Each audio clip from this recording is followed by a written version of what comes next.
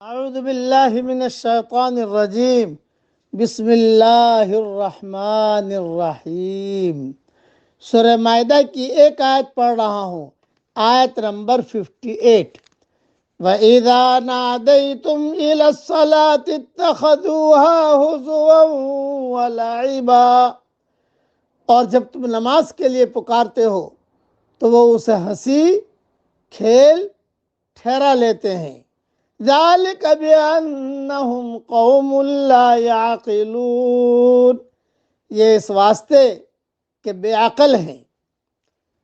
حدیث شریف میں آتا ہے کہ جب شیطان اذان کی آواز سنتا ہے تو گوز مارتا ہوا بھاگ جاتا ہے، جب اذان ختم ہو جاتی ہے تو پھر آ جاتا ہے، تکبیر کے وقت پھر پیٹ پھیر کر چل دیتا ہے، جب تکبیر ختم ہو جاتی ہے تو پھر آ کر نمازیوں کے دلوں میں وسوسے پیدا کرنے لگتا ہے۔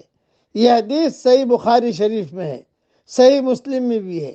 شیطان ہی کی طرح شیطان کے پیروکاروں کو اذان کی آواز اچھی نہیں لگتی، اس لیے وہ اس کا مذاق اڑاتے ہیں۔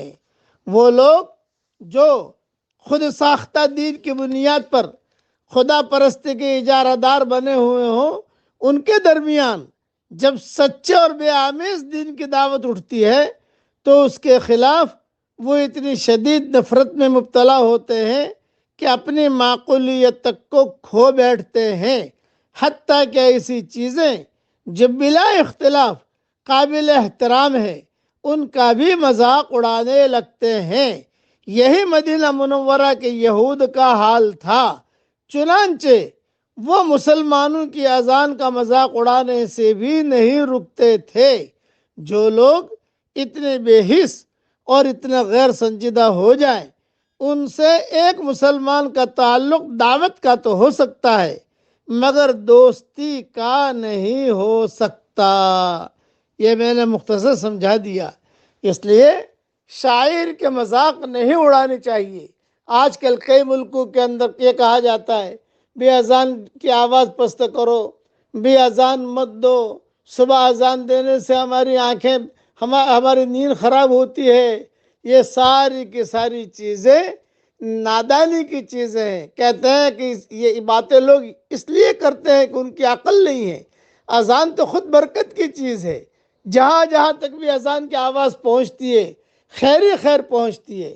دیکھیے میں بیان کر رہا ہوں، مدینہ منورہ میں فجر کی اذان شروع ہو گئی، الحمدللہ، برکتیں ہی برکتیں اترتی ہیں۔ اس لیے اذان کا احترام کرنا چاہیے۔ بقیہ تفصیل انشاءاللہ ریاض التفسیر میں دیکھ لیجئے گا۔ اب پڑھیے میرے ساتھ، اللہ اکبر کبیرہ والحمدللہ کثیرہ وسبحان اللہ بکرۃ واصیلا۔